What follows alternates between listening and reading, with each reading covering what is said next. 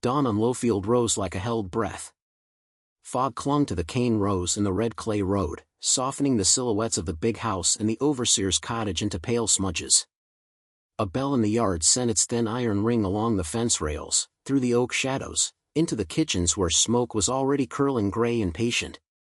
Marceline had the fire going before the first white in the sky, hands blackened with ash, sleeves damp from hauling the wash pot over the coals. Before we jump back in, tell us where you're from. If this story moves you, please subscribe. Tomorrow, I have a special story for you. She moved like she had learned to move here, neither quick enough to draw eyes, nor slow enough to invite a shove. Quiet was safety, precision was armor. She set the spider's skillet so its legs found their old divots among embers and laid down a line of salt like a boundary no one would notice except the ones who needed such boundaries to stay whole. Fatback hissed and sent up a smell that threaded through her thoughts, binding them back together after sleep had unspooled them in visions of rivers without fences and sky without bells. "You gone fancy with salt this morning," murmured Justina from the door. Justina's voice wheeled low, like a cart under a heavy load. She stepped in with a bundle of wood and a glance toward the small shutter where daylight was gentling itself into the room. Marceline didn't look up. "Salt knows which way to go when it's asked," she said, and slid diced onion into the pan. She said things like that, plain words braided until they hit a thought shine. In this house, hiding was sense. The kitchen at Lowfield wasn't only a room with brick floor and wide-mouth hearth. It was a mind of its own, walls that remembered seasons, a door that creaked whenever certain footsteps approached, a shelf whose backboard dipped just enough to cradle a notebook the size of a folded palm. Marceline had made that notebook out of the brown paper that once wrapped flour, stitched the spine with horsehair pilfered from a curry comb. On its pages ran the narrow trails of letters, her letters, crooked at first, then straighter as the months ago swelled themselves into years. She had learned letters the way a body learns to balance a full pail on a head, by watching, by feeling the water slosh and listening to it slap the metal rim when her step faltered.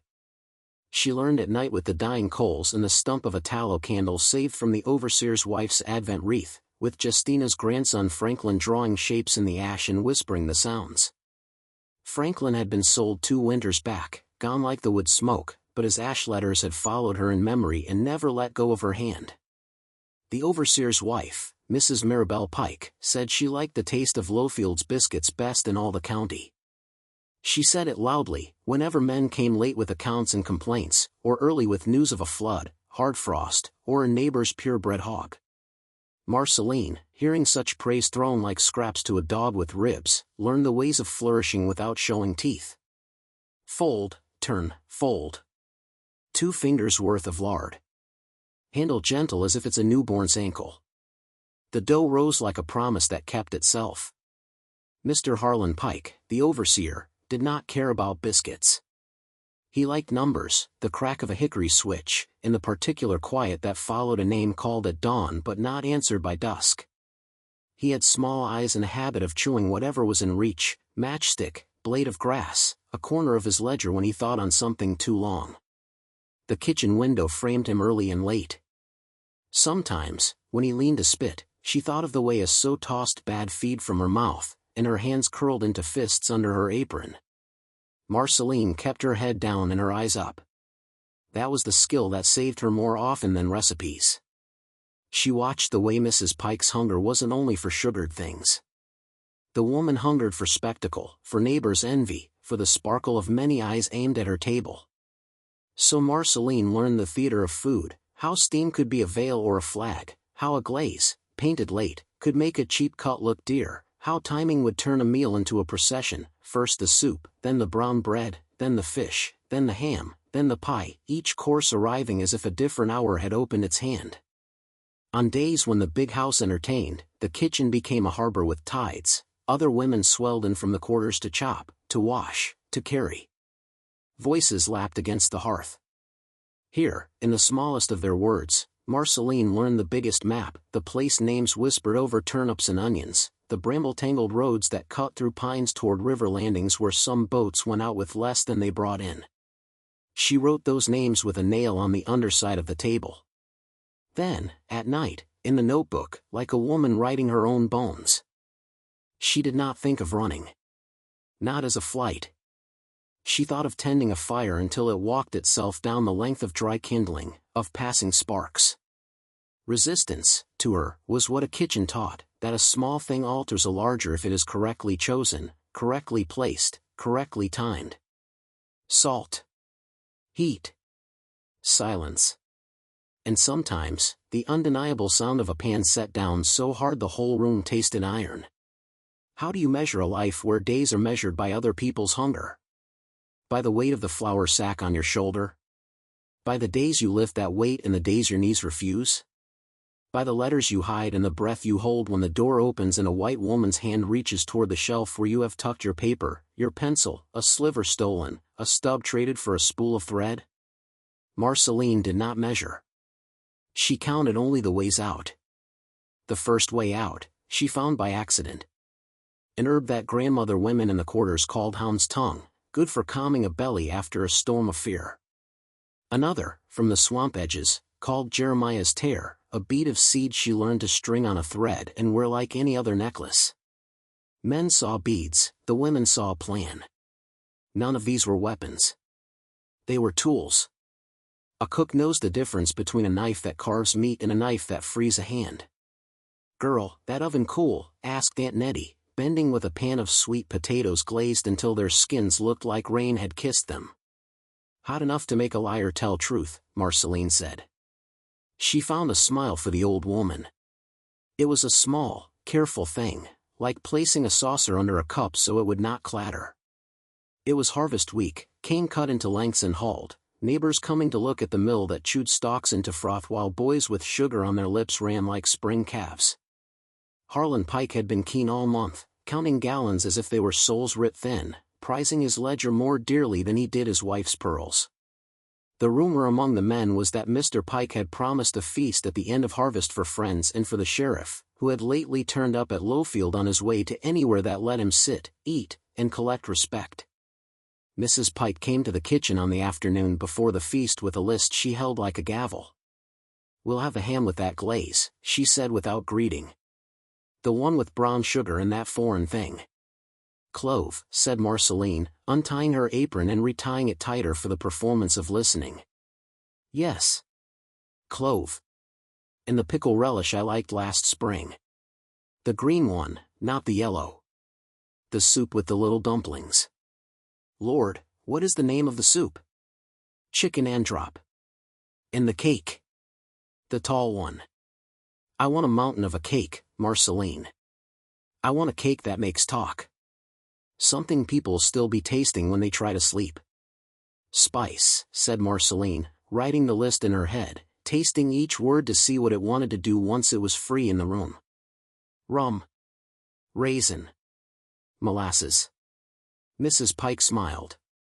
It improved her face the way frost sometimes improved a vegetable, surprising sweetness out of something ordinarily bitter.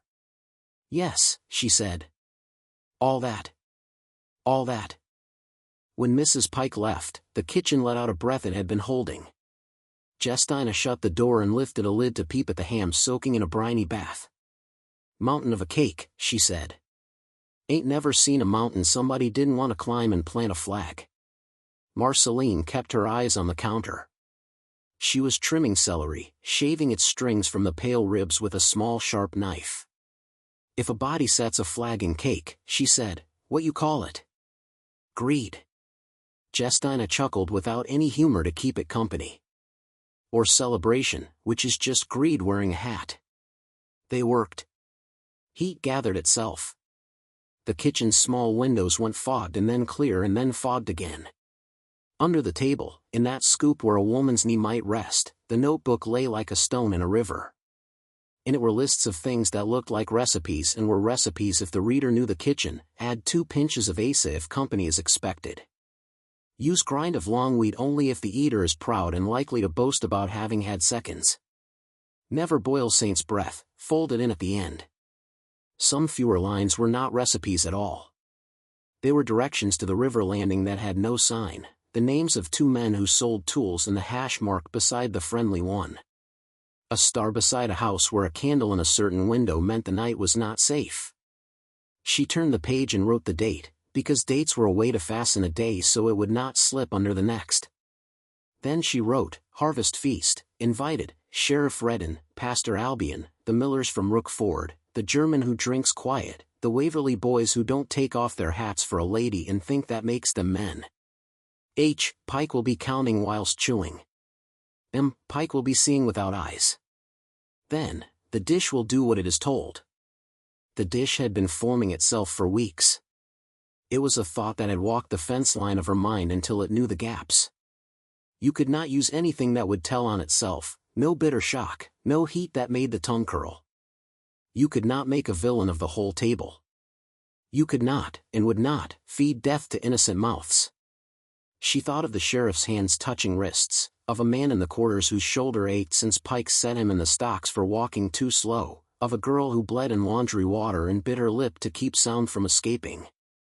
She thought of kitchens in other counties where cooks were beaten for a cake fallen 1 inch. You do not open a door only enough for the wind to slam it. You open it and you hold it open with your own body. So she went to the places where earth kept its secrets. Not alone. No, nothing alone.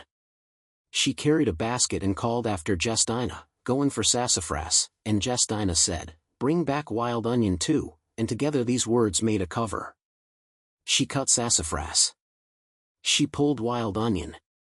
She also knelt by a plant that grew with a prim's flower, white as if it had looked too long at the moon. There were stories about it. The old ones called it angel trumpet in one voice and devil's grandchild in another. Too much of it put a man to sleep so deep he couldn't hear his own name called in a thunderstorm. Just enough of it would make a man's mind lose its boots. This was not a kitchen plant. But she had seen the sheriff laugh at a man asked to recite his letters, and she knew laughter like that was a thing that deserved to lose its boots. She did not pick the blossom. She gathered 1 leaf and 3 seeds into a paper twist the way she wrapped cinnamon. She slid it into the seam of her dress. When she stood, she did not look around as if the trees had eyes. She knew trees had eyes. She did not need to see them seeing her. Girl, Justina said when she returned, you walk like a woman with a jar of milk on her head. And not a drop spilled, said Marceline. She laid out the safe things on the table and named them aloud in the old way that made the kitchen remember: sassafras, onion, mustard seed, apple, cabbage. She washed, she chopped, she boiled, she tasted. At the last, while the relish cooled, she went to the oven and shifted pans until she created a small hot corner where a ceramic cup could sit and draw a secret to it like a magnet calling iron shavings. In that cup she steeped the smallest pinch of what wasn't food, what would not be named in the kitchen where names made things try to be their names. When it was ready, ready the way a person is ready to say yes to something that will break her life open, she poured the infusion into a jar of the spiced syrup that would gloss the ham. Not much. Enough to lace, not drown. She stirred with a wooden spoon, then lifted it to her nose, then to her tongue. The spice crowded forward: clove, molasses, pepper. The other thing was behind them, too far to lay a hand on the shoulder of any taste. It was not flavor, it was intent. Intent has its own scent. Cooks know this. You do not have to call it by a witch's name. You can call it choice and be right. The night before the feast, rain came like a polite guest, knocking first with small fingers and then settling in beside the sills. The quarters glowed with hearth light that made every body look rimmed with gold. Laughter moved from door to door like a ragged dog accepting scraps, shy, quick, hungry. Children slept with sugar dreams. Men rubbed the grit of cane off their hands with sand and water and some with spit. Women set aside bits of what had been overcooked, oversalted, fallen apart, burned. Even the errors tasted of something good when evening's mouth took them slow. Marceline took her notebook to the threshold and sat where she could see the river make a dark letter across the fields. She wrote by the candle stump tucked inside a tin cone to hide its flame. She wrote as a woman testifying to herself, "This is the last night where I am only a cook. After tomorrow I will be a thing with a new name, whether I live or not. The dish will do what it is told, and I must do the same." She slept little. She woke before birds. She washed her hands with vinegar and lemon peel because cleanliness had its own courage. She tied her headscarf in a double knot and smoothed her apron like a chapel sleeve. Morning banged its fist on Lowfield's doors. Men came with boots that forgot mud, with jokes like ropes coiled and ready, with wives whose eyes counted without moving. Mrs. Pike wore blue, which she believed made her look like an idea of kindness. Harlan Pike wore his ledger's grease, a film on his fingers, a smudge on his cuff where he had held his page like a lover's face. The sheriff came last with the pastor, both of them laughing in that way that makes laughter look like a knife freshly sharpened. In the kitchen, dishes assembled themselves by will and hand. Aunt Nettie stirred a pot with the determination of a woman paddling a boat across a wide dark lake. Justina patted biscuits into rounds and nicked each with 2 fingers, as if giving a blessing. Marceline glazed the ham with a brush she had made from cotton twine and a stick. The glaze slid down and found the scores she had cut and pooled there like amber waiting to harden. She sent out the first things: soup, bread, pickles. She watched through the slit of the pass door, the way the pastor's head dipped to the bowl like he was bowing to himself, the way the sheriff lifted his spoon as if it had been recruited into an army. When the talk turned to praise the cook, Mrs. Pike took the praise as if it were change owed her from a market purchase. "Our girl," she said. "She has a touch. I don't know where she learned it." Marceline breathed. She returned to the ham. The glaze jar. The spoon. The small cup hidden in the corner of heat where no one would think to look because it was too neat to be useful. She stirred once more. "Girl," said Justina, and in that one word stood a question able to hold an entire future. Marceline nodded like a woman agreeing that rain was wet. "It is time," she said. "Time isn't a clock in a kitchen, it is the distance between the smell rising and the door opening." She lifted the ham, heavy as a sleeping child, and set it on the platter with both hands. Aunt Nettie wiped the rim and made a sound in her throat that could have been a prayer or a curse or both. The walk from hearth to table felt like a road a person only walks once. The dining room opened like a stage, silver, glass, the swell of voices that turned toward her and then away as if eyes could be stingy with themselves. Mrs. Pike tapped her fork to get attention she already had. "Our harvest," she sang. "Our providence." The pastor chimed and the sheriff, already pink-faced with drink, lifted his glass and said something about good women who stayed where they belonged and made a table fit for gentlemen. Marceline set the ham down before Harlan Pike because she knew he wanted to see the thing he believed he owned come to him first. She carved. The knife slid, obedient. Slices curled from the bone like smiles from lips that meant nothing by it. She placed meat on plates in an order that felt to her like reading, left to right, top to bottom, line by line. The sheriff's plate received a thicker gloss because fat takes flavor and carries it farther into the body. The pastor's, less, because men who wear collars often sniff at excess. Mrs. Pike's plate was decorated with a slice of roasted apple and a little river of syrup, because spectacle is a going, flowing thing. Harlan Pike's slice looked exactly right. She heard someone say, "Mercy," at the first bite, and she thought, not yet. If you have never watched a room's future change without the room knowing, you have never been a woman whose hands sear and soothe for a living. Marceline watched the color shift under the sheriff's eyes as if someone had opened a window in his blood. She saw the pastor blink as if a page had fallen out of his book. She saw Mrs. Pike's hand pause over her fork like she had remembered a funeral long past due. She did not expect thunder. She did not expect collapse. The thing she had drawn was subtler, a migration of sense. The sheriff's laugh grew a second mouth, one that whispered, "You forgot something." The pastor recited a verse with the words misstepped, as if his feet could not find the floor. Harlan Pike chewed and counted and looked down at his slate with a frown because numbers would not line up anymore, they were scattered birds. The German from the mill drank water with every mouthful, brow pleated in tidy worry. The Waverly boys pretended not to notice each other losing the thread of a simple story. Flavors kept their promises. The dish did as it was told. The room leaned, just a little. Mrs. Pike laughed to pull it straight. "Oh, what music," she said, meaning none, meaning the clink of forks. She looked at Marceline. "Fetch the mountain," she said with a lift of her chin. "Let us end with a peek." Marceline bowed her head because a bowed head can conceal any number of expressions. She returned to the kitchen. Her heart was steady because it had long ago learned that fear is a spice that ruins the dish.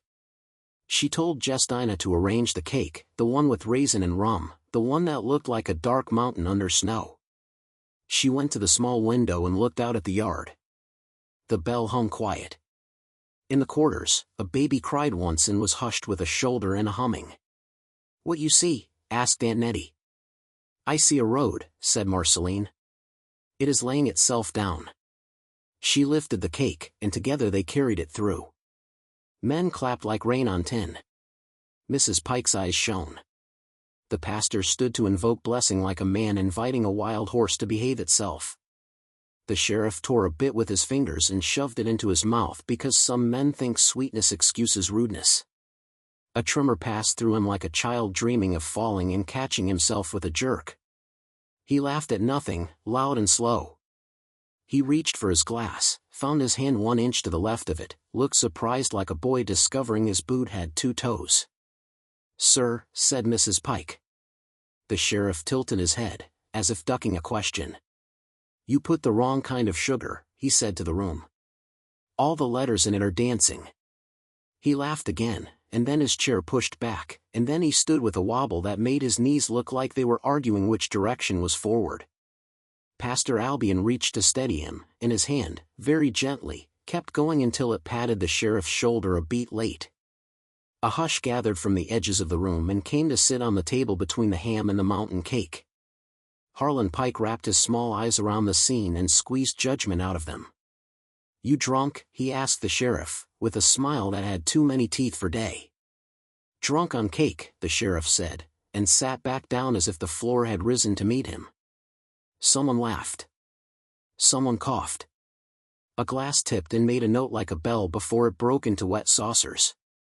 Marceline stood beside the sideboard and kept her face calm. Inside her, a door unlatched. You can choose to make a thing that will be blamed on God or on a woman. The world is built to make the second choice for you. Mrs. Pike's smile was a skiff in rough water. "Too much rum," she said lightly, and with that she laid a plank over the hole. "Marceline, coffee." "Yes, ma'am." The coffee had been waiting, thick as night, in a pot that knew how to hold heat without fussing about it. She poured. She served the cups. She watched men wrap their hands around them like pilgrims at a border. The worst of it was not the wobble, not the miscounting, not the way the pastor called grace twice. The worst was the way the sheriff, in the middle of a sentence about taxes and road improvements, stopped and turned his face toward the kitchen door with a softness that did not belong to him. "Music," he said. "I can hear my mama's." The rest slipped away like a fish in a man's 2 hands out of water. Marceline felt a baptism of air pass through the room. Some women smiled because they were used to men floating off into their own soft stories. Some men scowled because any softness in a room with them and it must be their doing or it offended them. It did not last long. The sheriff shook his head once, like a dog after rain, and came back to himself with the brevity of a bad promise. He wiped his mouth with the wrong end of his napkin and said, "Pike, you got your figures wrong." His voice had taken on the carefulness of a man walking a fence rail with witnesses. "That row of tallies there. You owe the county, not us owing you." A murmur went around the table. Harlan Pike's face performed a series of small decisions and then settled on contempt. "Now, Sheriff," he said, and reached to turn the ledger. His hand knocked the ink. It made a black flower across the page and down his cuff. He bit his lip, too late. A splinter of fear lodged just below his eye where it hung like a drop of sweat that refused to fall. Marceline saw it. She knew fear's exact weight in a room. She had measured it for years in the way a woman measures flour by eye, not cup. She steadied her breath. She did not allow herself to feel pity. Pity is a spice that spoils quickly when added to a dish meant to change a man. When the men rose after the cake, they took routes toward the yard like men walking in a map with roads drawn slightly wrong. Boots found thresholds by memory more than sight. Laughter broke against the walls and slid down into something quieter. Mrs. Pike touched her pearls. "Coffee helps," she said to Marceline, as if this were the brightest jewel of her womanly wisdom. "It does," said Marceline, and poured. Afternoon leaned. The feast's second wind was music and talk under the elms. Women compared stitches. Boys chased each other and swore they had seen a fox. The sheriff told a story about a man found sleeping under his own porch while his wife waited in the parlor with a pie meant for company. Pastor Albion offered a hymn stanza that didn't fit the tune and laughed when someone told him so. The Waverly boys played at cards and forgot which game had which rules. The German asked for more water and complimented the pickles by pointing to them and nodding, unable to find the word he wanted. Harlan Pike paced like a man with a stone in his shoe that only bothers him when people are watching. He went off into the house and came back with his mouth tight. Once, Marceline saw him speak to Mrs. Pike, who answered by setting her hand on his sleeve and then being called away by a neighbor. When he passed the kitchen door, he did not look in. He chewed a splinter. His ledger under his arm seemed heavier than the ham had been in her hands.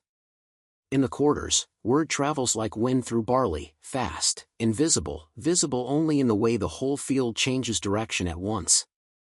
Word went that the sheriff was acting kind, that he had tipped his hat to Aunt Nettie, that he had dropped a coin and let a child pick it up.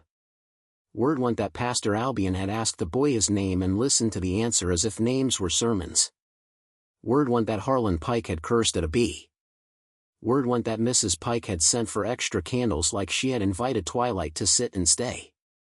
Toward evening, when the sky went the bruised color that makes a woman think of summer's end even if summer is still roaring, the thing happened that must happen in any story where a woman has decided to set a table for a reckoning. A man noticed the wrong thing and made the right trouble out of it.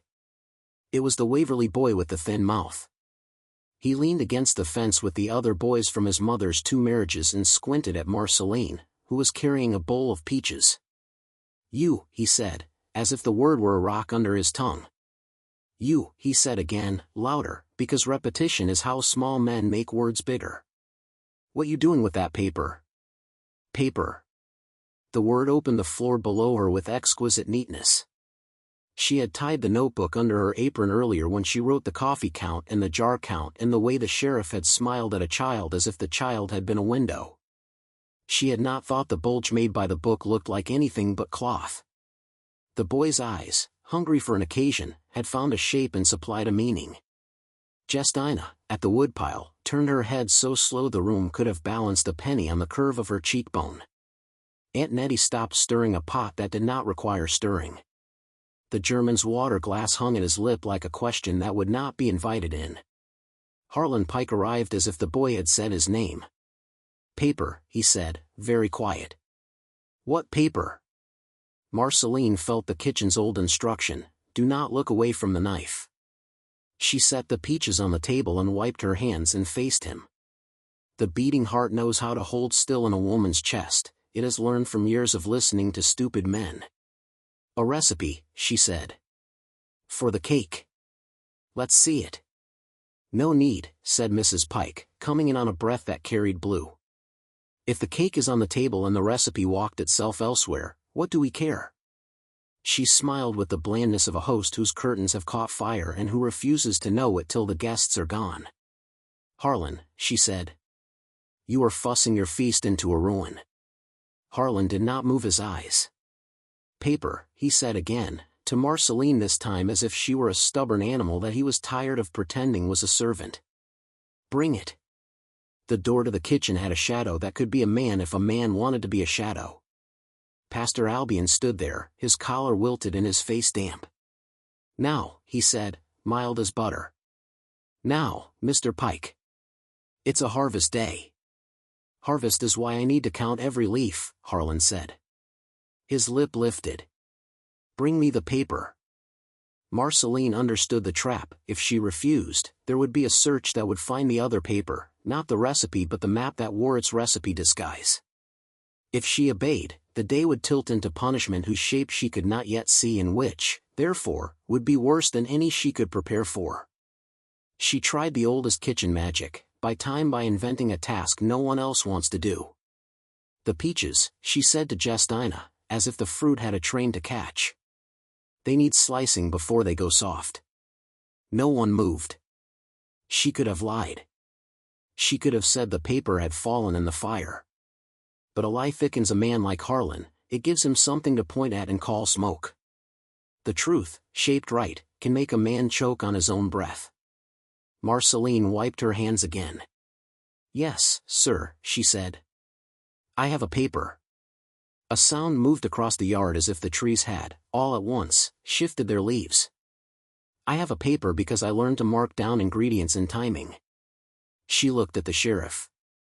He was watching her with a face he might have used on a horse he did not trust. "Some dishes need more than memory," she said. Mrs. Pike's mouth twitched. It might have wanted to smile and didn't. "See," she said to Harlan, like a woman soothing a dog that had half raised its hackles at a harmless passerby. "A cook's paper." Harlan spat into the dirt, civilized as a hog. "There's law," he said. "About that." The pastor coughed. "Laws about everything," he said. "Today we are about mercy. Laws, about reading, about writing, about what a black hand could hold without breaking the world a white man thought he owned." Marceline tasted iron at the back of her tongue the way a body tastes blood when a tooth works itself loose. "You want my recipe," she said, and to her own ear her voice sounded like a knife on a whetstone. "You come to the kitchen where recipes live." She turned without waiting and walked into the kitchen.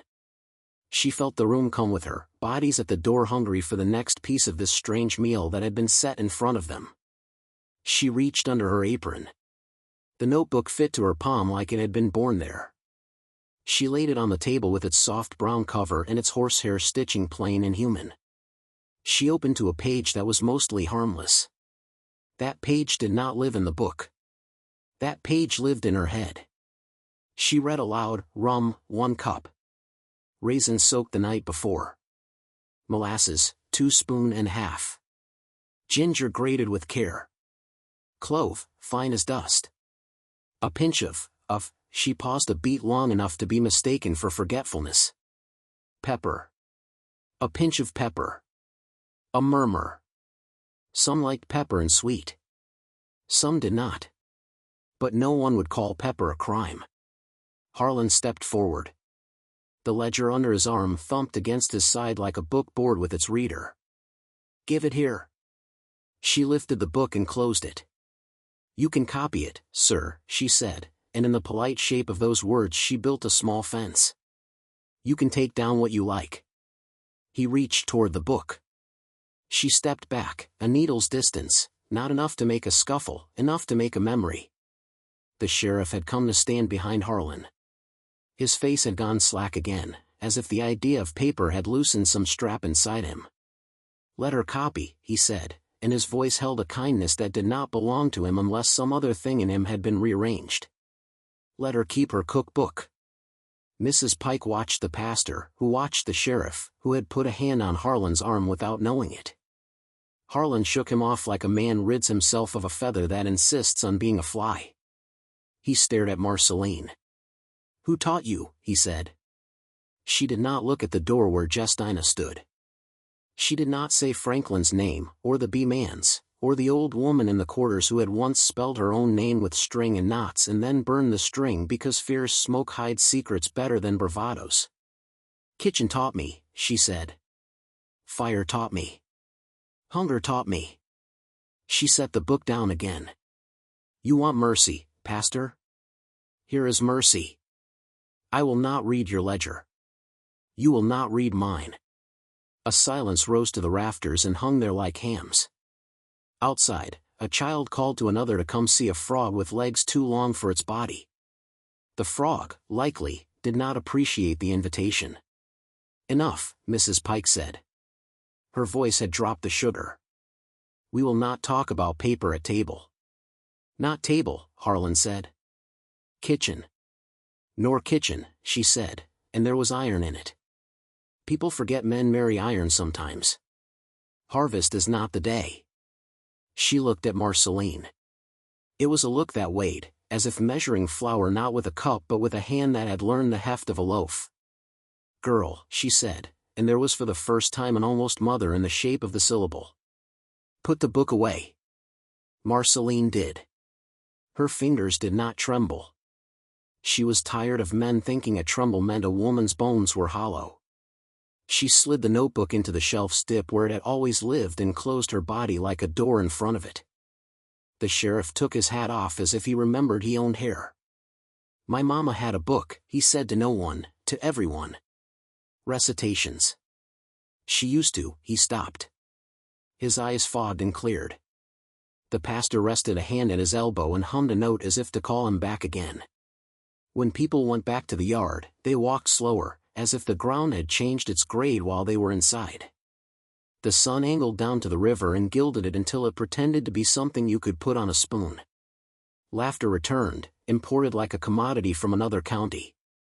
The day wished to be ordinary so badly you could feel it trying, like a seam pulling true after a rough stitch. Marceline stood in the kitchen alone for a moment. There's a kind of silence a woman earns by not crying when it would make all the sense in the world to cry. She breathed. She touched the shelf's edge with 2 fingers and then drew them back.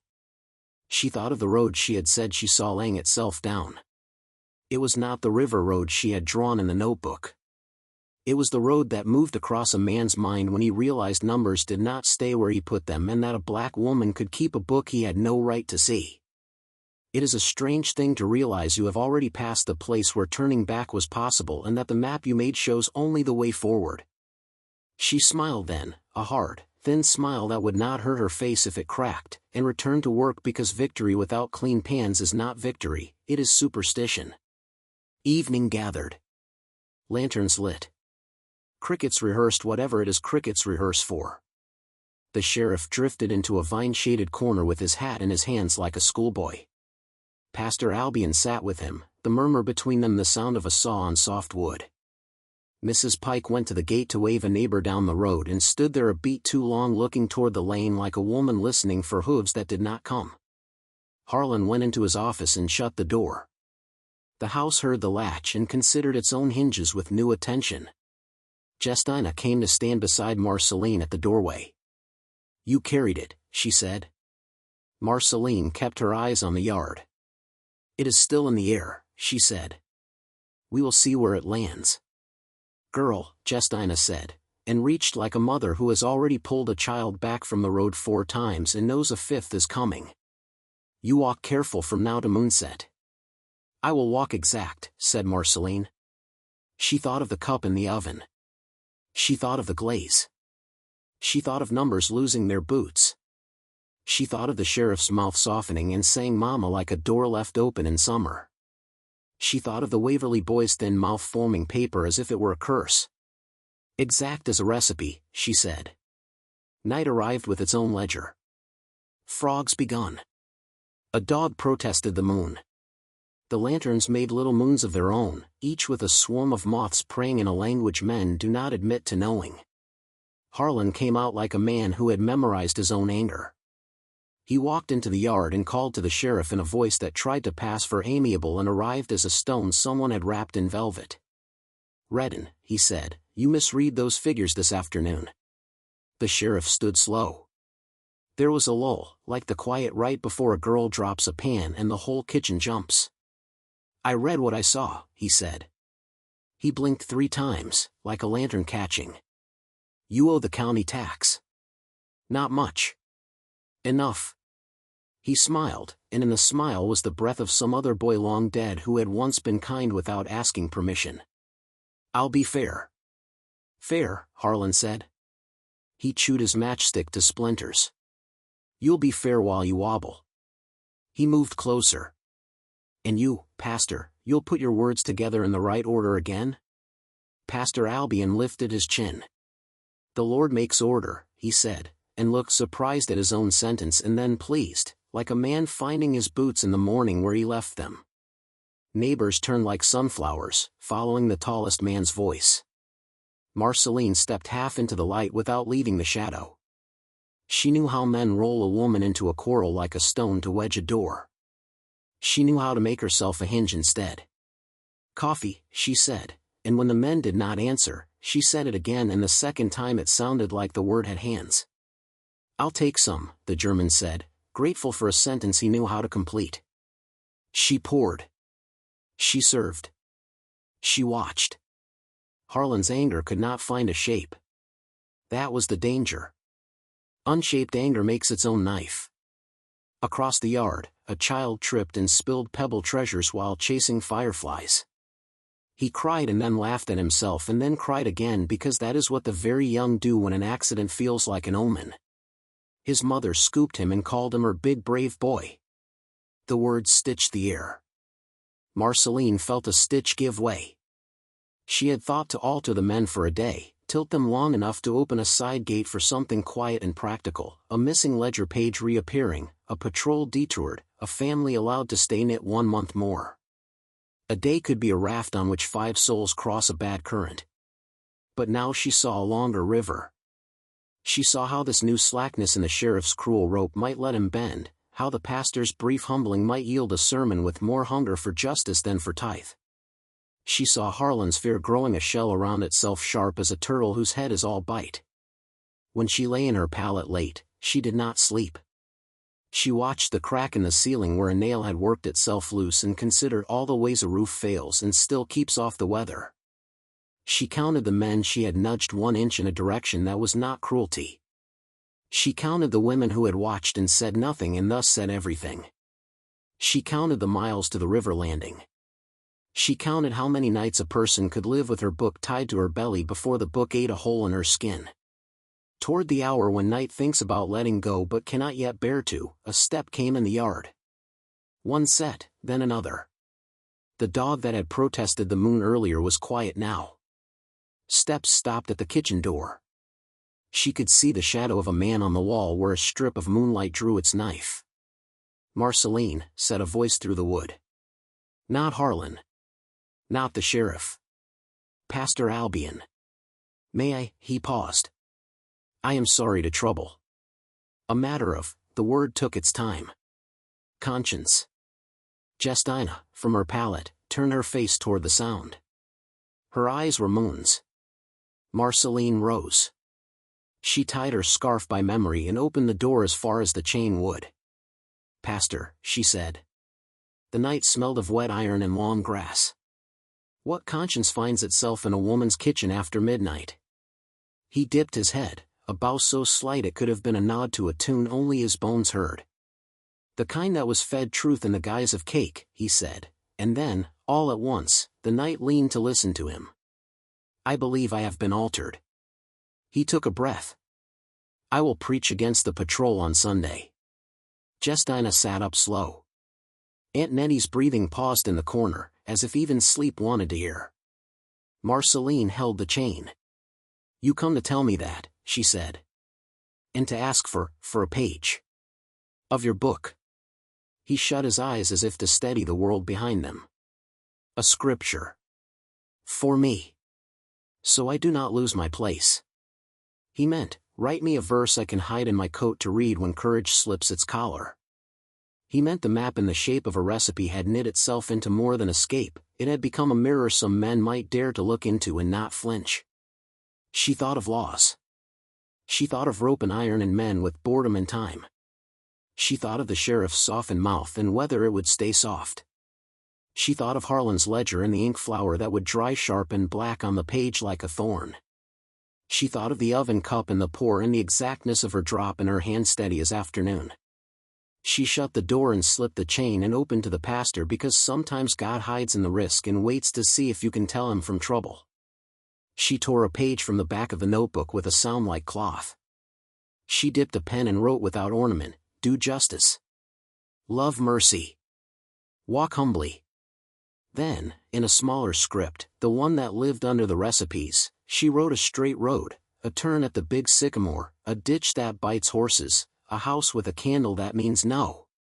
She folded the paper and pressed it to his palm and did not let go. "Walk exact," she said. He nodded. "This is the first honest thing I have done in," he did not finish. He went away, his steps writing their own faint scripture on the yard. Marceline closed the door. She leaned her forehead against the wood. She counted to 12 because 12 had been lucky for her on the days the world felt like a mouth and she a spoon. She turned. Justina's face held a question that wore the clothes of pride and worry both. "You passing sparks," she said. "A fire has to go somewhere," Marceline said. Before dawn, the yard took on the tense quiet of a room holding its breath between a dropped glass and the crash. The dog barked at nothing this time, too late. Boots came up the path. Men did not laugh now. The softening had blown through and what remained was a new edge. The sheriff stood with his hat on and his mouth a thin pen line. Pastor Albion came behind him looking like a man who had chosen not to sleep in order to practice staying awake. Harlan Pike was last, and his eyes had the color of a bruise about to bloom. Mrs. Pike hovered at the threshold, blue robe gathered tight, hair unspooled from its day shape. She saw Marceline before she saw the men. It was strange and a kind of proof. Sometimes a woman sees the other woman first, even when the room insists it is full of men. "Kitchen," Harlan said. He did not look at the women. He looked at the table as if it were a witness hiding under its own flat face. He set the ledger down and opened it to the ink flower and tapped it like a man telling a dog to heel. "Sheriff," he said. "I want you to arrest her for reading." Mrs. Pike made a sound that might have been a laugh could it lift. It did not. The sheriff, instead of looking at Marceline, looked at the cake plate. A smear of icing remained, a dark mountain eroded. He blinked. He found his mouth with his hand and smoothed it as if the skin there had become a page. "Law," he said, and the word was like a mule who hasn't been fed in days, still standing, but you can count ribs. There is such a law. He glanced at Pastor Albion and then away, like a boy refusing to meet his schoolmaster's eye after writing something false on the slate and charming the class with it. "But I come on a different errand." Harlan laughed. It was a sound that did not fit inside a morning. "The errand where you tell me I don't know?" "No," the sheriff said, and surprising himself he smiled, quick and private. "The errand where I ask for coffee." He looked up at Marceline then, really looked, and in his eyes there was a new corridor, narrow, dim, leading somewhere he could not yet name. "And for a recipe," he said, like a man making a joke he hopes is not a joke. "For pepper cake." Silence gave the room back to itself with a little shove. Harlan made a fist with his ledger hand. The room's future stood in the doorway like a weather about to change. Marceline set a cup on the table. The spoon made its small bell. She felt the whole world tilt, then right itself. "We don't bake pepper cake on weekdays," she said, and turned toward the shelf where the notebook waited, and the chain on the door rattled because a hand outside had found it and lifted, and the next breath smelled like rope and wet iron and the inside of a man's glove, and the story moved its weight onto its front foot and took a step. This story took us a long time. If you like it, subscribe. Now, back to the story. Into the kitchen where men's boots forgot to be polite. The chain jumped, the door jolted, and a fist hit the wood as if it could shake out a confession. Marceline did not move from the shelf did not move from the wall did not move from the life it had spent holding back weather and men. "Open," said Harlan Pike. Behind him the sheriff's hat made a dark moon in the windowpane. Pastor Albion stood further back, his hands laced like he was asking them to remember a prayer with more courage than words. Marceline slipped the chain. She chose to open because she had decided against the theater of panic at dawn. It tells a story that is easier to arrest. The door swung. The morning's first gray combed the room. Harlan entered as if ownership were a weather he carried in under his coat. He put the ledger on the table with a slap a woman reserves for dough that will not rise. The sheriff followed, quieter, and removed his hat in a gesture that did not fit on his head and therefore mattered more. "You will hand over the paper," Harlan said, not looking at Marceline's face so much as at the idea of her, as if she were a cupboard that had been found to hold something it ought not. Marceline kept her hands at her apron. "Which paper?" "The book." His fingers stabbed the air, a pin and a map. "The one under your skirt yesterday." The one in your palm like a preacher's Bible. The recipe book, Pastor Albion said, quickly, like a man putting a cloth over a burn. Cook's notes. Household. Harlan swung the small eyes on him. You softened, he said. From cake or cowardice? From seeing, the pastor answered, and his mouth surprised itself by finishing the truth. I am awake. The sheriff's gaze went back to Marceline, then to the stove where a kettle trembled as if it were thinking of speaking. Coffee, he said softly, and the word made a safe place in the room where no safe place had been invited. Marceline poured, as if this were any other morning. She set one cup before the sheriff, one before the pastor, none for Harlan. Harlan noticed and did not know how to ask. Sir, she said to him at last. The book is mine. The book is a crime, he returned. The law says. There are many laws. The sheriff's voice cut a line through the fog of habit. He did not raise it. He did not need to. The county law about taxes is one. The law that says a man may not keep a ledger cleaner than his soul is another. We will speak of both before noon. Harlan's mouth did a fast rearrangement and found anger in the shape of fear. You come to my kitchen to preach me, he said. You forget your place. Pastor Albion stood straighter with a small, brave awkwardness that felt new enough to be precious. Places where truth sets its cup, he said. And drinks. Harlan's hand moved toward the shelf. Marceline's hand moved first. She laid her palm on the wood, and the wood remembered all the women who had rested against it in heat and in hunger. You will not touch the shelf, she said. She did not say please. She did not say sir. The air between them thinned to something like wire. The sheriff, gently, put his cup down. Mr. Pike, he said. Step back. Or what? Harlan said, finding bravado like a coin at the bottom of a pocket. He took one more step, and his sleeve brushed the kettle, and the kettle hissed, and he flinched, and the world saw how a small thing can show a big thing prettily. The overseer was afraid of heat when it was not in his hand. Men had followed to the threshold. The Waverly boys. The German. 2 field hands drawn by the gravity that gathers at the lip of a trouble. Mrs. Pike hovered in the hall, robe blue like yesterday's theater, hair down like a confession. Mr. Sheriff, she said, and the title sounded like she had folded a prayer into it. If there is to be law in my kitchen, let it be spoken plainly. Plain speech is a knife that cuts away ceremony. The sheriff nodded once. Plain, he said. He looked at Harlan, not at Marceline, because sometimes mercy is the angle of a man's head. You owe the county. You will render the accounts by sundown. As for the rest, he paused, and that pause had weight like a lidded pot. I will not arrest a woman for a book that feeds the house.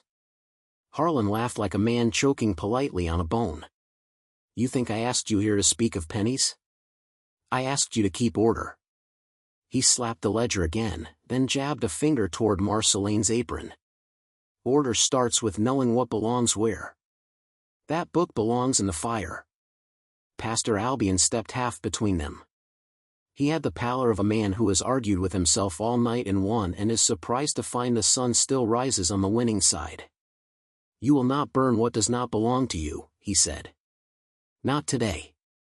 Get out of my way, Harlan said. No, the pastor said, and the sound of it went through the kitchen like a draft that clears smoke. Silence shouldered its way in. A fly tapped the window 4 measured times and then gave up. Aunt Nettie stood from her stool.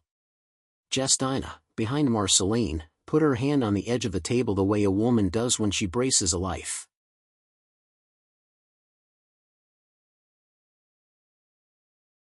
Harlan could not climb over the word no without making it into a wrong.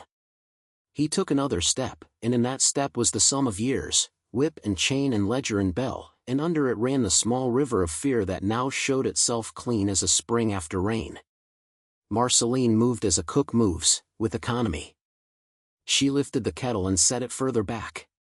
She set her palm on the shelf, feeling the seam where wood meets brick like a seam on a dress that carries all its stories in that one line. You want to take, she said. I will not give. The sheriff's jaw tightened, not with anger, but with choice. "Pike," he said again, "and when a man says your name softly like that, it is the opposite of fondness. If you press this, I will take you for disorder. In your own yard." Harlan blinked into a new world and did not like the light. He drew back half an inch, then, to save face, stepped toward the door. The half-inch came with him. He would remember it.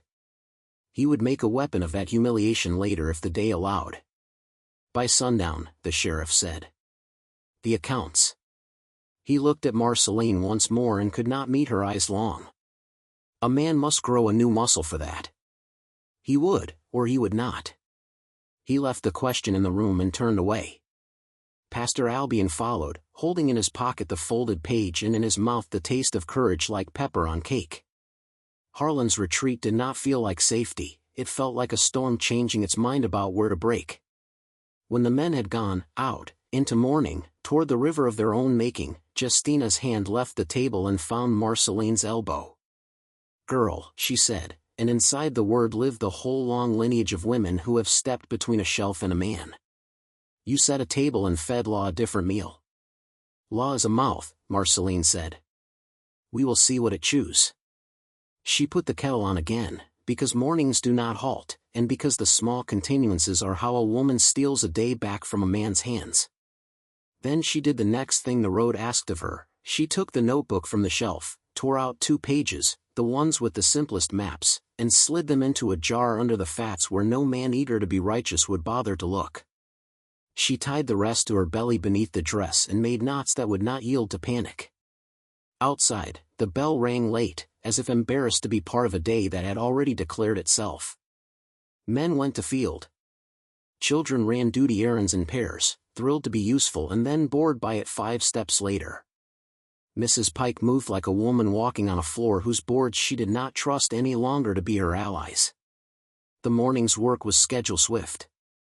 A mountain of dishes had to come down to ravines, then pebbles, then shine. Aunt Nettie tooted a streak on a platter as if she could scold it into being glass. Justina shooed a hen out of the doorway because hens know no law but their own ambitions.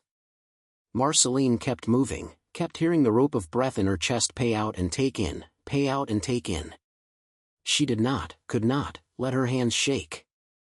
A cook who shakes drops knives. A woman who drops knives bleeds. Toward mid-morning, a whisper came like smoke from the quarters. The patrol had been seen on the far road at daybreak, their riders lazy with pride, not with purpose. Marceline kept her face flat and her mind working. She pictured the map that lived under her recipes. She pictured the men who could be turned into messengers by asking their pride to carry something heavy. She pictured the pastor's eventual sermon, against night riders, for mercy, in words that would taste like new bread to some and like ash to others. She pictured the sheriff's accounts, a column that must find its right foot by sundown or else the boot would go to the wrong neck. Before noon, Mrs. Pike came to the kitchen again without ceremony. She looked at the room like someone trying to recall which chair had always stood in which corner. "Will you," she began, and stopped. "The pie we spoke of. Bake it." "We did not speak of pie," Justina said in a voice so gentle it could blister. Mrs. Pike's hand found her pearls and found nothing. She had not put them on. A woman without her chosen armor is an honest wether. "Then I speak now," she said. "Pie. Apple. With the cut lattice on top." Marceline nodded once. "Yes, ma'am." She meant, we will have something ordinary to look at while the world does the next thing it intends. As she peeled, the apple gave off its clean acid, the knife flashed bright truths, the skins curled like sentences refusing to end. Mrs. Pike stood there, the kind of standing that seeks an answer without having a question. "What did you put in the ham?" she asked finally. "Yesterday." "Clove," Marceline said. "Molasses." "Pepper." Mrs. Pike's mouth tilted. "Pepper," she echoed, trying the word on like an unflattering dress and deciding the fault lay with the mirror. The sheriff spoke, differently. Her eyes went to the door. Her voice lowered, not to be secret, but to avoid breaking. "Harlan is wronger today than yesterday." His wrong has hands. Marceline crimped the pie edge and wiped flour on her apron. Wrong grows a shell when it feels a boot, she said. Sometimes it hides, sometimes it snaps. Mrs. Pike nodded as if her neck had finally remembered what nodding was for. If she stopped, you could watch her sentence stretch out a hand for courage and have it blown back. If there's trouble here after sundown, you take the back path by the sycamore. Go to Lena Wicks. Tell her Mirabelle sent you. The room tilted by a hair. Justina looked down to hide the quick light that jumped into her eyes before sense could scold it. Aunt Nettie made a sound in her throat that declared a century of women's surprises at other women's small rebellions. Marceline set the pie in the oven. Yes, ma'am, she said, as if this were a note about nutmeg. I will tell her. Mirabelle Pike stood a moment longer, then left, robes whispering like water making its peace with a rock. The day strolled toward its heat. Harlan did not come for dinner. He holed up in the office with the ledger and 3 stub pencils and a splinter of hatred you could smell if you stood too near the keyhole. Men in the yard made jokes thin enough to snap. The German asked for more water and then for the word for more water and then for forgiveness for asking. The Waverly boys discovered they could not cheat at cards and do arithmetic at the same time. They chose cheating and felt a satisfaction as brittle as spun sugar. Marceline watched for the patrol. When you have decided to break the world comes to see what belongs to it. 2 men rode in near 3 o'clock, dust, badges, the smell of road and horse and man layered like an onion gone to seed. Their eyes were small from squinting at distance and smaller from squinting at people. They followed Harlan into the office and shut the door. Voices stamped and stomped. Numbers tried to call for help and failed. Pastor Albion came to the kitchen door and did not cross the threshold, as if he recognized now that some thresholds are altars in disguise. I will go to the quarters, he said. I will tell them what I plan to preach. I will ask no permission. He did not wait to be thanked. The room gave it anyway with a silence that had gratitude folded into it like cinnamon into dough. She baked the pie. She set it on the sill to cool. She wrote, quickly, on a clean page, Sunday, words, patrol wicked, mercy law, ledger truth. Then underneath, smaller, sycamore path passable, ditch still deep, Lena Wicks expecting. She tore the page and slid it into Aunt Nettie's sleeve when the old woman reached to taste a bit of cooled crust. The old woman's, I said, I have long sleeves for this. By late afternoon the office door opened. Harlan came out with his mouth a crack in a dry riverbed. He went to the yard where the men had gathered into a herd of tense positions, leaning, spitting, feeling for knives they did not carry.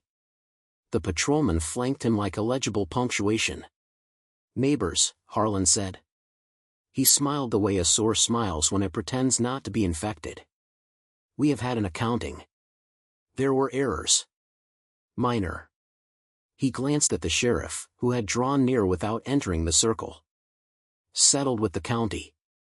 Now, he turned, hunting until his eyes caught Marceline where she stood in the kitchen door with flour on her knuckles. Now there is another matter of order. A hush walked from person to person and took each by the hand. The sheriff's shoulders moved as if time had put a new coat on him and he was not sure yet if it fit. Pastor Albion stood near the quarters with a child at his side and a woman's hand at his sleeve like a ribbon of prayer he had never learned to tie himself. Harlan lifted his chin. The law says no Negro shall read. Not letters, not numbers. Not papers kept like contraband under aprons in my kitchen. He sounded pleased with the shape his sentence made. She will hand me the book now, and I will burn it, and Sheriff Redden will witness a man's right. All the watching became looking. Marceline stepped into the yard slow as a boil held just under, where steam gathers its courage. She held nothing in her hands. She had tied the book to her belly. She had tied her fear beside it and made knots in both. No, she said. The word lifted, clean as a platter off a shelf. Some in the yard breathed easy for the first time in their lives without meaning to. Some forgot to breathe at all. Harlan laughed the way men do when they think the world will be amused with them by force. You think because you fed us you get to speak like a person? He took a step. The patrolman shifted. The sheriff's hand rose, palm out, half an inch, and that was all, but it was new, and it was seen. "Give me the book," Harlan said. "Come take it," Marceline said. She placed her hands at her sides, palms open, as if to show there was nothing under them but skin and work. Mrs. Pike's voice came from the porch. "Harlan," she said. Not loud. Not pleading. Full of the kind of iron a woman finds at the bottom of the bucket when she thought it was dry. "Stop." He did not. He reached. His fingers closed on air because she had not moved. The world had moved. Pastor Albion, without realizing what his legs meant to do until after they did it, stepped into Harlan's reach. Harlan's hand caught his collar and ripped the linen. The tear sounded small and important. The yard made a single, low sound, the way a hive makes a sound when someone lays a hand on it. The patrolman put hands to batons. The sheriff said, "Hold," and to his surprise men held, including himself. "Arrest her," Harlan said. "Do it." "No," the sheriff said. And then he added, as if speaking to a strange part of himself he hoped would keep talking, "Not for a book." He turned to the patrolman. "There is no cause." "Law," one patrolman said, heavy with the pleasure of the word. "Law," the sheriff agreed. "But not today. Not here." He met Harlan's eyes and did not blink. "Let it be argued at the judge's table, with the county books between us. Not here with women and children and harvest dust. We have accounted for the taxes. We will account for conscience elsewhere." Harlan stood at the edge of a cliff he had not known his yard contained. He could not go forward without falling, he would not go back without naming it retreat and dying of the name. He did what small men do at cliffs. He threw a stone. His stone was his hand. He swung. The blow landed without ceremony against Pastor Albion's shoulder. The yard breathed in as one. The blow was not dramatic. It was not the first ever thrown in that yard. It was, however, the last before something changed because of it. The child beside the pastor screamed just once. The sound tugged at every mother and every decent man even if they did not know what decency felt like until that second. The sheriff moved. His hand found Harlan's wrist and stopped it mid-air, and in that small stoppage lay the public revelation of a private alteration. The sheriff had chosen a different center for the room. "Enough," he said. It was the voice he had been practicing all day without knowing. "Pike, if you raise a hand again, I will take you. For assault. You take me in my own yard?" The words were airless. "Yes," said the sheriff. "If the yard asks for it." For a heartbeat the day tried to be 2 days at once. Then the one with the new rule won. Harlan's wrist went slack. The patrolmen, to their own astonishment, let their batons fall back against their legs. The child stopped screaming because the world had given her something else to watch, a man who was used to being the tallest thing in the room discovering that shadow is not height and that his shadow had shrunk. "Go inside," Mrs. Pike said to her husband. Washington she had not said a syllable of love. She had emptied the cup of it and turned it upside down to show it was empty. Harlan went, because when the people from whom you take your power stop looking at you like you are a man, you become something that even your rage will not carry far. When the circle eased and men remembered how to be people again, the German cleared his throat. "Pie," he said, simple as a bell. And the yard laughed, not because it was funny, but because laughter is breath returning. Inside the kitchen, Marceline slid the pie from the sill. Her hands finally trembled, small as a moth's wings. Justina put a palm between the shoulder blades that had carried so much and pressed once, the exact pressure a woman uses to keep another woman in her body. "You did not use poison," Justina said, almost teasing, because when death does not come, jokes arrive to occupy the space. "But you served a deadly dish." Marceline cut the pie. Steam rose. "Deadly," she said, to what needed dying. They ate. They fed the yard ordinary sweetness on a day that had thought to end in iron. Pastor Albion tasted and put his hand unconsciously over the pocket where the slip of paper warmed. The sheriff washed his face at the pump and came for a slice and did not quite ask for the recipe, but the asking hovered, gentle as a hope that does not yet know itself by name. Evening walked toward them with a more careful step than yesterday. The sun widened on the river and laid a strip of tarnished gold like an invitation. Men sang, the way men do when their throats do not know which story to tell and so tell all of them at once. Women threaded needles. Children learned how arms feel when fear has been sent to sit outside for a while. There is no end to such a day. There is only the choosing of where to stop the telling. But the world liked endings anyway, even provisional ones, and so it brought them one more scene to count and keep. Sundown came and with it the sheriff's expectation for accounts. Harlan did not appear at the yard. Mrs. Pike came with a sealed envelope, and for the first time in her married life said her husband's name as if it were a question. Harlan will make a statement at the courthouse tomorrow, she said to the sheriff. I will sign today what concerns the county. We are square. The sheriff took the envelope. He looked at her and did something that astonished even him. He tipped his hat to a woman not because men were watching but because he had the feeling of being instructed by the day. Thank you, ma'am, he said. The words did not change the world, but they altered a small room inside of him where words were stored like seed. In the softness after, when dusk set its cool hand on the backs of necks and the first bat stitched the air, Pastor Albion asked if he might say a word. The yard, sated with pie and surprise, allowed it. He spoke briefly. He said he had been blind in a way that clothing could not cover. He said a law that forbids letters is a law that fears God's own alphabet carved into the human heart. He said he would preach next Sunday against the patrol and that if they came to break his door he would open it and read to them until their feet ached from standing. He did not ask to be forgiven. He asked to be counted differently in the days to come. People do not change because of some one-man sentence in a yard. But sentences make paths where feet may go when ready. Some men looked at the ground. Some looked at women. One looked directly at Marceline and nodded like two human beings exchanging the smallest acceptable amount of truth in public. The patrol left before dark, not because they feared night, but because night makes men look at themselves in cookhouse windows as they pass, and sometimes that is worse than fear. That night, after the bell and the dishes and the last small boy having to be carried to his pallet because he fell asleep mid-stride, Marceline untied the book and opened it to a new page. Her hand shook only in the first two letters and then steadied. The way a boat steadies after it remembers water is not a road, but it will bear you if you ask right. She wrote, Harvest Feast, 2nd day. Sheriff refused an arrest. Pastor asked for words. Harlan struck a man and was caught by sunlight. Mirabelle spoke the first true thing of her life to me. Pie cooled fast, men cooled faster. I am not only a cook.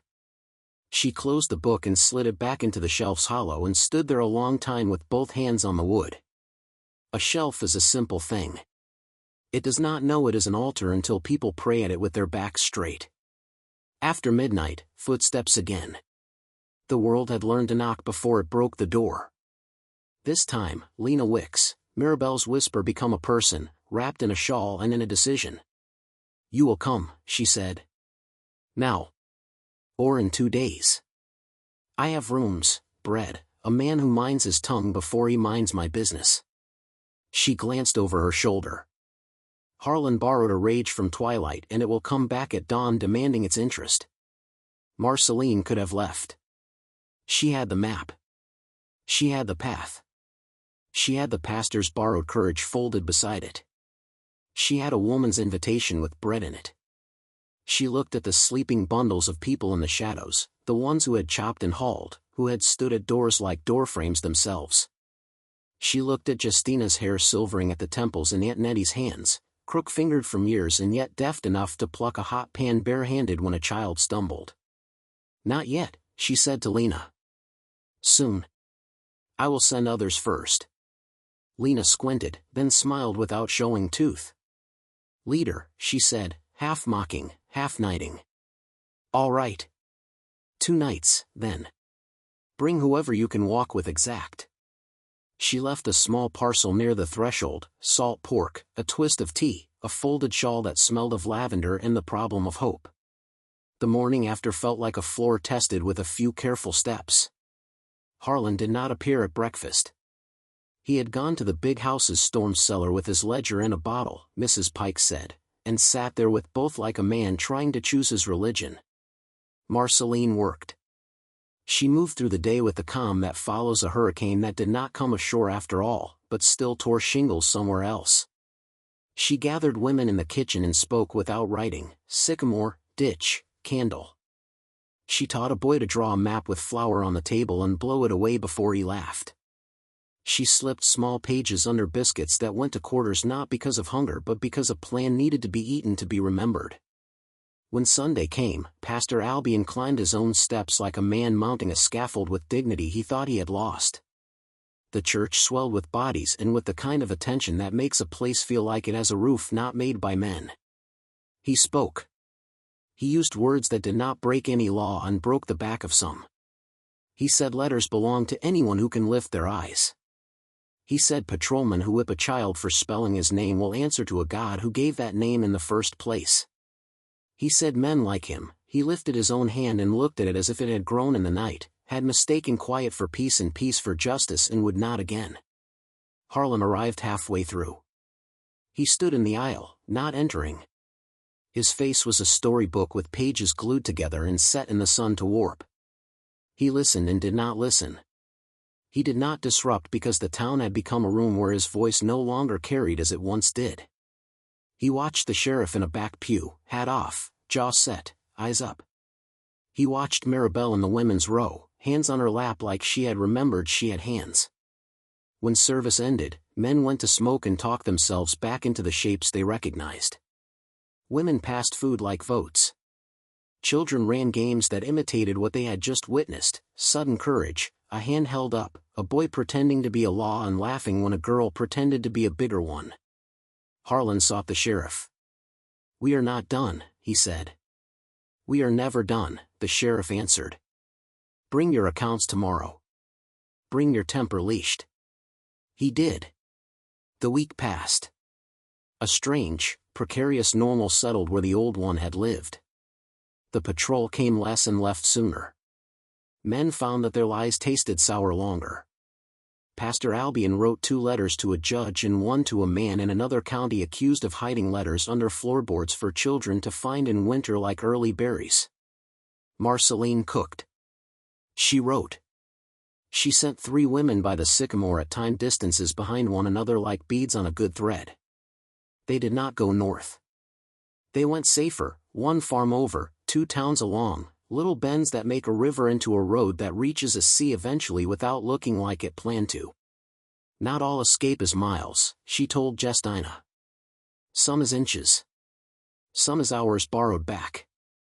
Some is ever, Justina said softly, thinking of Franklin sold 2 winters back, and their eyes met at the angle where memory is a knife and a ribbon both. The reckoning with consequences did not dress itself like tragedy. It wore work clothes. It came one afternoon when Harlan, sober as a sermon and tight as a wire, walked into the kitchen. He stood where the men had stood on the morning of the almost arrest and touched the shelf's edge, not like a thief this time but like a man taking his own pulse. "You changed the sheriff," he said. "You changed the pastor. You changed my wife. You changed the yard I count footfalls in like beads." He did not look up. "What did you put in that ham?" "Truth," Marceline said. She did not smile. Smiling at a man when he is that close to naming his own hollow is a cruelty. "And pepper." He swallowed. The sound was loud in the kitchen. There are people in this world made for obeying and people made for deciding. You decided." His hand tightened. "I do not know what to do with that." "Neither do I," she said. "I learn with the day." He stared at her for the first time and saw a person his instruments did not measure. He reached, slow, cautious, toward the notebook. She did not move. He did not touch it. He drew back his hand as if it had wandered and embarrassed him. "Keep your book," he said. "But if I see a child with letters," he could not finish the sentence because the room had already heard too many like it and refused to entertain another. Marceline washed her hands in a bowl of lemon water, the acid biting under a cut she had not noticed till then. She dried them and tied her apron fresh. "We serve supper at 6, she said. "You may come like any man or you may wait like any boy." He went away without choosing. Some men live there, in that hallway between doors. The last movement of the story came in harvest's wake, when the river went brown with rain and carried whole trees like matchsticks. A skiff overturned near Rook Ford and a child floated toward Lowfield, silent with shock. Men ran. Women screamed and held hands like nets. Marceline ran without thinking. She did not shout. She did not stop to say a prayer about it. She went into the river and came out with the child by the wrist, coughing, sputtering, alive. On the bank, a small circle formed and then broke open because circles frighten the newly breathed. The sheriff arrived panting and swore softly at God in a way that sounded like thanks. Pastor Albion wept without hiding it. Harlan, late but there, offered his coat and then remembered he owned no coat worth giving. The child's mother came hours later, having run all the way from a place that had never once called her by her name with respect. She fell at Marceline's feet and kissed the hem of the dress, not because of the river only, but because all week a rumor had moved like mercy, that a woman in a kitchen had made men lay down a piece of themselves that never grew back right. "Don't," Marceline said gently, and raised her. "Stand." At dusk, when the child slept in a clean bed and the mother slept sitting up beside it, and the river sang its long sentence into the ear of night, Marceline wrote again, a child out of the river. A woman out of fear. A sheriff out of habit. A pastor out of shame. A kitchen out of itself into a place where a book may live. If there is a north, it is made of days like this stitched end to end until the seam holds. What do we call leadership when it grows in secret over a stove? It looks like recipes. It looks like counting jars so none go missing when bodies do. It looks like mercy seasoned with cunning so it can survive men long enough to bear fruit. On the last page of the notebook, she copied the first letters she had learned in Franklin's Ash years ago. Simple curves, straight lines. She added under them the names of 4 women who took the sycamore path and of 1 man who stayed because his mother could not walk that far and he decided his courage would be counted in hands held, not miles traveled. She drew a tiny cake and shaded it with dots like pepper. She laughed and did not feel guilty for laughing, and the laugh warmed the shelf, which had learned to love her hands. She closed the book. She placed it back in its niche. She rested her palm against the wood and felt the small thrum that trembles through a thing when it has done its work and is ready for sleep. Lowfield did not become a heaven. It did not even become a decent place, not yet. But it made room for a woman with a book to stand where men could see her and count differently this time. Children learned letters by accident and then on purpose. Mirabelle Pike began to wear her pearls only on Sundays and sometimes left them on the dresser and did not miss them. The sheriff walked a little way out of his way in town to pass the schoolhouse windows and listen to the sound of children chanting A is for apple, B is for bread, and he did not stop the sound, and occasionally he bought 2 apples and a loaf and took them home and did not know why. Pastor Albion preached and was jeered and did not stop. Patrolmen learned to be bored elsewhere. A ledger started balancing itself along a different line. And in the kitchen, Marceline cooked the next feast to celebrate nothing but the fact of survival turned into something else. She glazed a ham, not with the infusion, not now, not again in the same way, for revolutions do not repeat, they rhyme. She set spice in its place. She salted boundaries. She tasted as she went, so the dish would do what it was told. When she set the platter on the table, the room held its breath and then exhaled at last, because the fear it had been carrying like a knife slipped down into a tool a person can use without going to jail. Before we jumped back in, someone began, joking, echoing her first day's call to the unseen audience of hope. "We are not going back," Marceline said, smiling, the kind of smile that makes a promise and keeps it without speaking it again. "We are going on." She turned to Justina. "Cut," she said. "Serve." And they did, and it tasted, peppery, yes, and sweet, and like a law some women write with their hands, then serve to men who later cannot remember when exactly their appetites changed, only that after a certain meal they never wanted the same old hunger again. 2 more great stories are next. Don't miss them. Subscribe and turn on notifications.